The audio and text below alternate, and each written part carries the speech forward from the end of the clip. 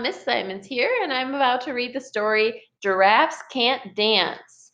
And this is by Giles, Andreae, and Guy Parker-Rees. Now, question, do we like the word can't? I sure know I don't. I don't like that word. What do you think's going to happen? Who's this guy? I don't know. Let's find out. Giraffes Can't Dance.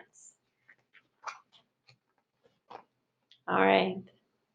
Gerald was a tall giraffe whose neck was long and slim, but his knees were awfully bandy and his legs were rather thin.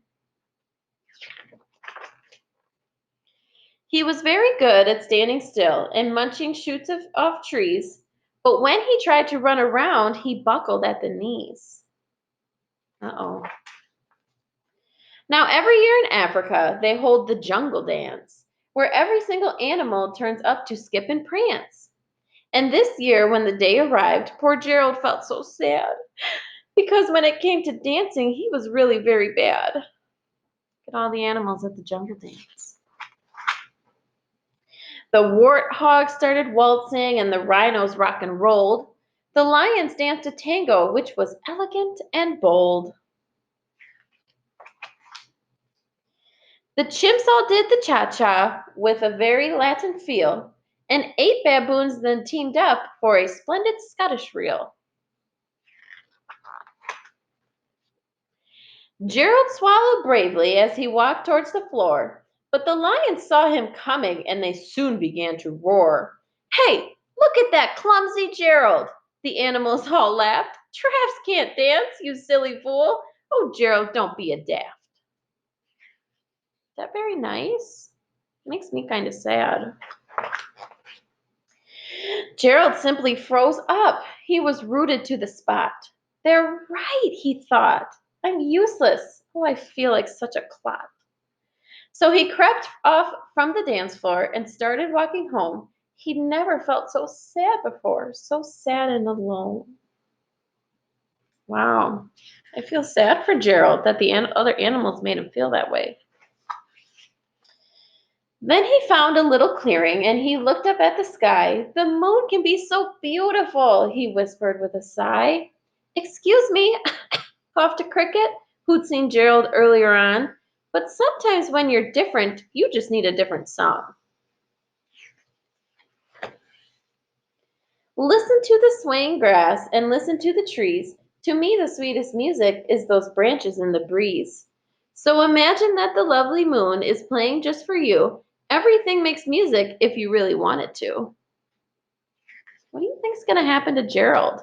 How is this cricket maybe going to change his mindset, what he's thinking? What do you think? With that, the cricket smiled and picked up his violin. Then Gerald felt his body do the most amazing thing.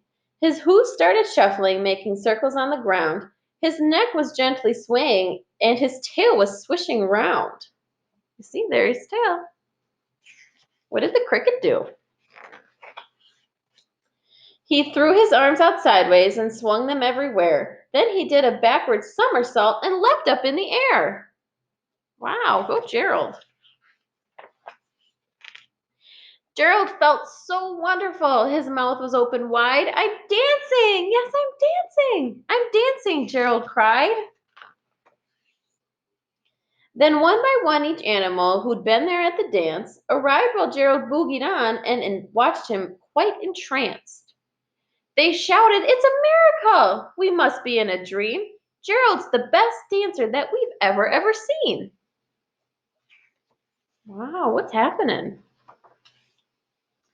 How is it you can dance like that? Please, Gerald, tell us how. But Gerald simply twizzled round and finished with a bow. What do you think Gerald's going to tell him? Then he raised his head and looked up at the moon and stars above. We all can dance, he said, when we find music that we love. What do you think of the story? Now that we've read about Gerald, how did Gerald's mindset change from the beginning of the story to the end of the story? Who helped Gerald? Was it very kind of the other animals to tell Gerald that he couldn't dance at the jungle dance? No, just because you're different, does that mean you should have limitations on what you can or cannot do? No, I don't think so. I think that Gerald was a wonderful dancer, and I'm really happy the cricket encouraged him and was a kind and caring friend to Gerald.